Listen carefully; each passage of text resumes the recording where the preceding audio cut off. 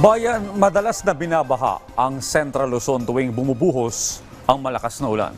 Kaya naman bilang solusyon, isang flood control project ang isasagawa sa rehiyon upang maibsan ang pagbaha sa ilang bayan doon. Si Kenneth Pasyente sa detalye. Abot hanggang tuhod ang dinaranas na baha ni Belina at ng kanyang pamilya tuwing may sama ng panahon. Kwento niya, hindi ito madali lalo't bukod sa pagkasira ng kanilang mga gamit, banta pa ito sa kanilang kaligtasan. Nananahi po ako ngayon po, hindi po ako nakakapanahi pag po kasi po lubog po yung makina. May mga nasisira ba? Opo, yung mga gamit po nasisira, washing, yung mga ibang gamit po. Ang mga karanasang ito ni Belina at ng iba pa ang tutugunan ng pamahalaan.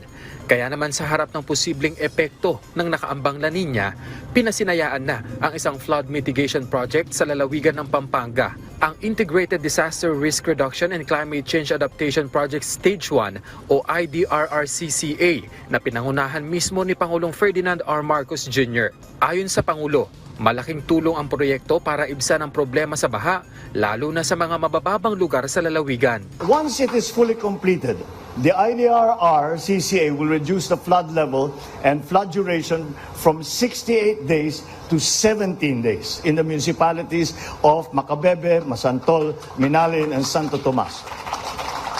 We are very optimistic that this will redound to improving the people's lives by enhancing the disaster resilience of all our communities. Nakapaloob sa proyekto ang iba't ibang mahalagang aktibidad, kabilang na ang excavation, dredging at widening ng river channel, gayon din ang pagbuo ng imbakan ng tubig para mapabuti ang flood control. Ginawa ang mga ito sa 4 na key river na dumadaloy sa Pampanga Bay, ang 3rd River, Caduang Tete River, Sapang Maragul River at ang Eastern Branch Channel. Pero giit ng Pangulo na bagaman malaking bagay ang proyekto, kailangan pa rin ng whole-of-nation approach sa mga kalamidad. With climate change and with the effects of an increasing overpopulation, we expect that we will experience more and more of these historic flooding events. For flood control to work, we must do our part in maintaining our canals and waterways and in recycling and properly disposing of our garbage. Gayunman, tiniyak ng Pangulo na patuloy na magtatrabaho ang pamahalaan para matiyak na maisa sa katuparan ng mga inisyatiba na pakikinabangan at poprotekta sa taong bayan at kalikasan. Katunayan, naging mariin ang direktiba ng Pangulo sa DPWH na tutukan ang Phase 2 ng proyekto na ayon sa Pangulo ay kasalukuyan ng isinasagawa ang planning at technical examination. The province has also suffered perennial loss of life and damage to properties due to heavy flooding.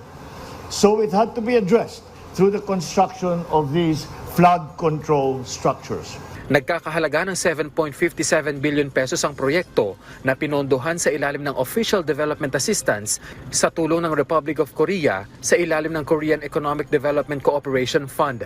Ipinagmalaki rin ng Pangulo ang iba pang proyekto ng pamahalaan sa Region 3 na tutugon din sa problema sa baha. Kenneth Pasyente, para sa Pambansang TV, sa Bagong Pilipinas.